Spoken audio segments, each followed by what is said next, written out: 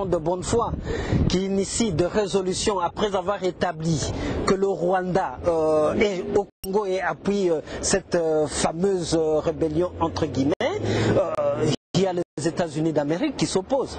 La déclaration du Conseil de sécurité qui a été préparée par la France, nous savons comment les États-Unis se sont opposés. Donc moi je crois, aujourd'hui le courage politique, c'est de crier à haut à tout le commanditaire direct et indirect de cette agression ignoble pour que leur opinion publique puisse entendre le cri du Congolais. Ça n'a pas à prendre des colorations politiques. C'est tout un peuple qui crie face au grand danger que nous avons de voir notre pays balkanisé. Et là j'insiste que ce n'est pas un problème, c'est faire une fausse appréciation, une mauvaise appréciation de la chose, que de considérer que c'est le problème du seul Joseph Kabila ou de la majorité au pouvoir aujourd'hui. Non, c'est un problème de toute la nation congolaise. Je vous disais donc, nous avons aussi ce devoir impérieux de pouvoir sensibiliser notamment l'opinion publique américaine. Et lorsque cette opinion sera sensibilisée, Barack Obama et son administration vont changer le fusil d'épaule. Dites-nous, le M23, sont-ils encore dans nos territoires ou ils sont hors de nos territoires? Parce que là, tantôt ils sont dedans, ils ont changé de tenue, ils sont à 4 km, ils sont encore à l'aéroport finalement. Sont-ils là ou pas? L'erreur qu'il ne faudra pas que l'opinion congolaise commette, c'est de croire que ce semblant de quitter Goma était disons, une capitulation effective. C'est ça le problème. Ils sont encore dans les alentours de Goma. Et puis en plus, Goma n'est pas la province du Nord Kivu tout entière. Il y a des territoires qui restent occupés par le M23. C'est en République démocratique du Congo. Voilà le piège de la balkanisation. Faire semblant de quitter, de vouloir négocier. Dans l'entretemps, ils sont en train de s'enliser dans les territoires qu'ils occupent pour matérialiser le plan des Rwandais en République démocratique du Congo. Vous-même, vous venez de fustiger cette propension expansionniste pour venir conquérir des territoires en République démocratique du Congo. Et là, nous n'avons pas besoin de coloration politique. Nous sommes Congolais d'abord. D'abord Congolais. Parce que moi je me dis, si nous perdons un espace dans le Nord Kivu, soyons sûrs que nous en perdrons dans le Bas-Congo, nous en perdrons dans le Katanga, à l'Équateur et consorts. Avec les 11 voisins qui nous entourent, chacun dira, bon voilà, le Congo est devenu un terrain de prédilection pour notre furie d'expansion. Et nous devons faire très attention. Par rapport à cela, vous ne pensez pas que c'était une erreur de mettre une force neutre à l'aéroport de Goma? Souvenez-vous du cas de Abiyarimana. Vous ne pensez pas que même le chef de l'État est en danger? Ça peut toujours arriver, n'est-ce pas? Eh bien, d'abord, de mon point de vue, il y a certains points de fameuses négociations qu'il faut réajuster. Force neutre, pendant qu'il y aura aussi la présence de M23, je me dis non. Ce n'est pas la souveraineté, ce n'est pas le recouvrement de notre intégrité territoriale. Il faut faire en sorte qu'ils puissent quitter, les agresseurs puissent quitter la totalité de notre territoire national. Et là, j'interpelle encore une fois le sens de responsabilité du gouvernement. Pourquoi ne pas utiliser d'autres rapprochements? Je crois bien le samedi, il pourra y avoir un sommet de la SADC. Mais pourquoi ne pas utiliser le cadre de la SADC pour dire, écoutez, Mzee Laurent Désiré Kabila, avec son gouvernement de l'époque, avait eu les faveurs d'être soutenu pour sauver la souveraineté, préserver la souveraineté du Congo par la SADC. L'Angola était venu, le Zimbabwe était venu. Et pourquoi ne pas... Là, vous interpellez le chef de l'État. Pourquoi ne pas entreprendre ces initiatives-là? Le chef de l'État, oui, en tant que garant de la nation et commandant suprême des forces armées, mais les négociations sont préparées et diligentées par le gouvernement. Donc vous comprenez, c'est question de responsabilité institutionnelle. Donc je crois que même du temps de Mobutu, on avait vu vu de rébellions naître, Chaba 1, Chaba 2, donc c'est dans la province du Katanga. On a vu la Légion française venir au secours.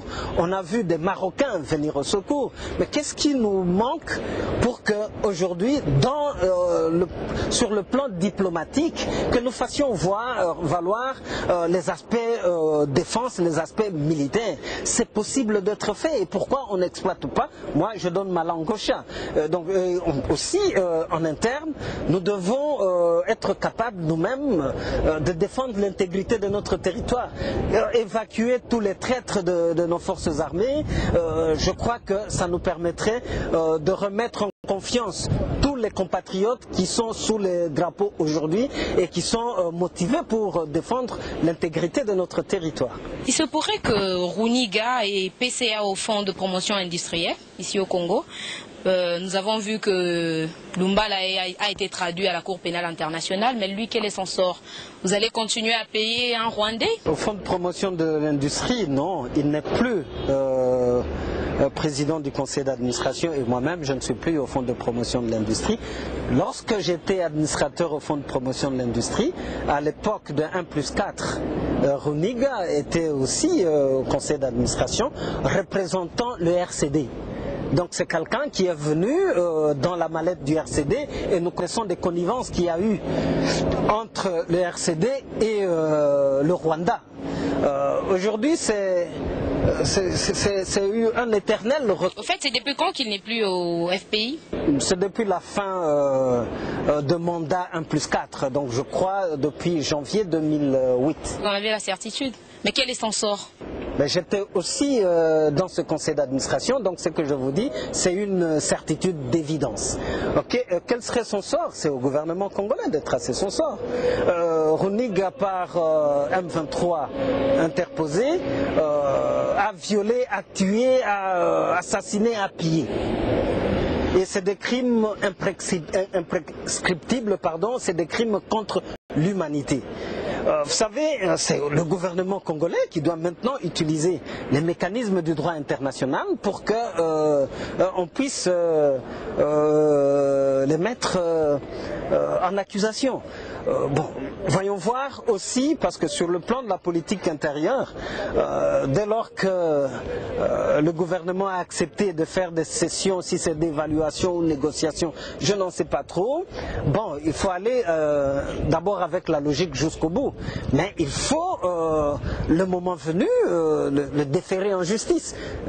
Ici dans les juridictions congolaises. Voilà, nous sommes presque à la fin de notre émission, mais je préfère vous poser encore une dernière question.